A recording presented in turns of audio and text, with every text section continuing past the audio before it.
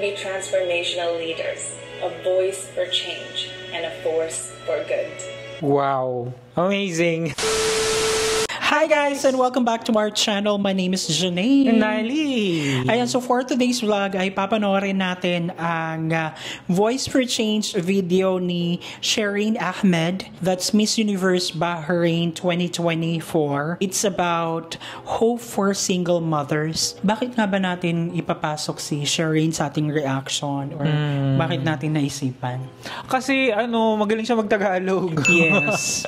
Sobra, like, I was so amazed earlier today na yung pinapanood ko pala, minsan kasi pag nanonood ako sa TikTok, hindi ko binabasa yung yung caption. Siya na pala yun, yung doon kay Milkshake. Milkshake. Oo. Yung shake niya, hindi shake, kundi shake ng Middle East. Milkshake Pinoy. Natuwa ako, kaya parang sabi ko, why not? So, yeah, yun. Ang galing niya talaga. Without any further ado, let's watch this. As children, we dreamed of becoming doctors, leaders, and healers. A single mother embodies all of these. Galing magsalita, no? This trip has shaped my journey, and it fuels the work that I'm so privileged to be able to share with all of you today. As someone raised by a resilient single mother, I know the sacrifices that these women make on a daily basis. Recently, I lost a close friend who, through her own journey as a single mom, benefited from the support of Hope Aman UAE. This is a platform that provides essential items like diapers, baby formula, and sanitary napkins to single mothers. Nice. Her passing was what ignited me to start my own initiative, Hope Amal Bahrain. Single mothers make up over 20% of households worldwide. Often they face dual challenges of financial struggles and raising their children all alone. Yes. These women are the backbone of their families, yet they often battle higher stress levels and isolation. This community was born out of a desire to ensure that no mother has to face the challenges of single parenthood alone. Our mission is simple.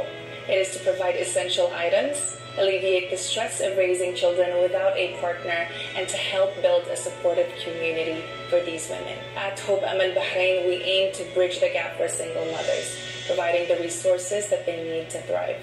By working towards the UN Sustainable Development Goals of reducing inequalities and fostering good health and well-being, we focus on easing their struggles and we empower them to be the best version of themselves.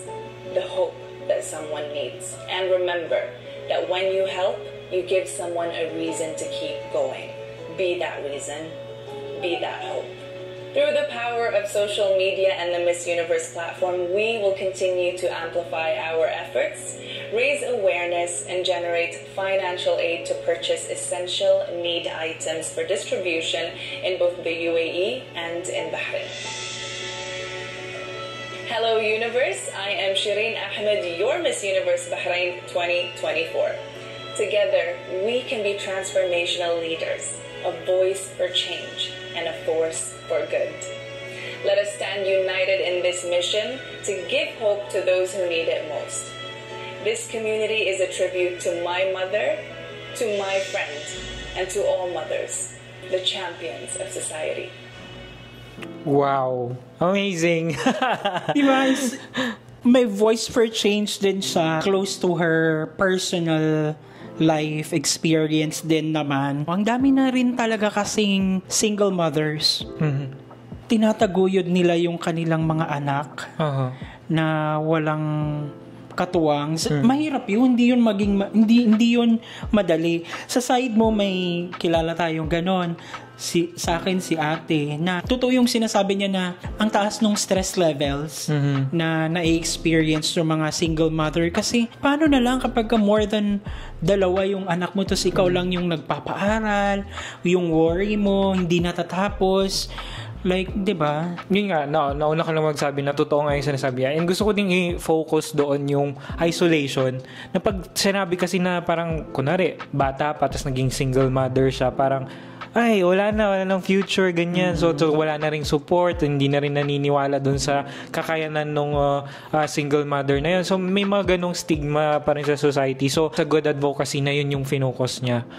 We're not saying na it's good, it's normal na maging single mom. Kumbaga, we're not saying na we should normalize it. Hindi kasi natin alam kung paano siya naging single mom. Yung history, yung story behind it. Paano sila nag-end up na ganun? Kasi kada tao naman talaga may kanya-kanyang story, background, history kung bakit tayo naging kung ano tayo yung present. Na we shouldn't judge. Instead, if we have long hand, lend your hand.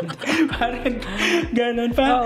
At saka the more they need us now, kumbaga the more they need support. Kasi nga, yun nga, doble stress, doble gastos. Kahit na simple understanding, siguro, like, understanding and never judge them for being a single mom, and hopefully more benefits for single moms even sa Philippines, no? Though may nakikita naman na akong mga kakaunti siguro, pero hindi natin alam kung yun talaga yung full na kinuhang budget, parang ganun.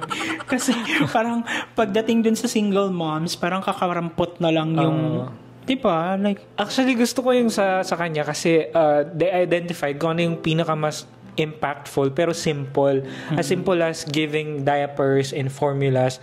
Diba? Sobrang hirap kaya mag-provide ng diapers and gatas. Diba? Importante talaga yun. So, at the end of the day, the message here, ang pulot ko is, kung gusto mong mag-anak, pag-isipan mo muna. Kasi hindi madali. Like, it takes millions to raise a kid. Like, di ba minsan nga sinasabi nila, it takes a village to raise a child. Kasi hindi talaga siya madali. Kaya nga, di ba, mga Gen Z, millennials ba, parang pinag-iisipan nila na ayaw nilang magkaanak. Kasi mahirap. Kumbaga, namulat na yung mga kabataan na hindi talaga siya madali.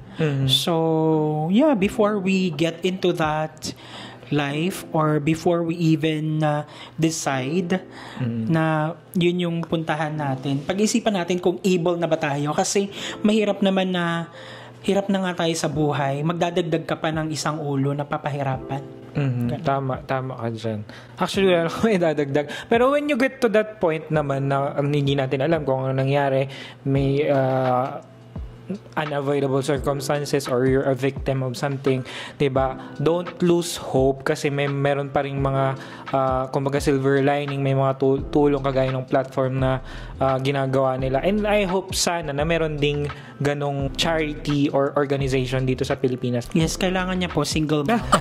So yun guys, and thank you so much at sinamahan niyo kami sa nagdaang video. If you like this video, don't forget to give it a thumbs up. If bago kayo sa ating channel, don't forget to subscribe. Hit that notification bell para updated kayo sa ating mga next uploads. And let's continue supporting Shireen Ahmed. Yes, thank you so much for watching our videos. We have a lot of videos done and we have a lot of videos coming. So keep watching us in the next video. Bye!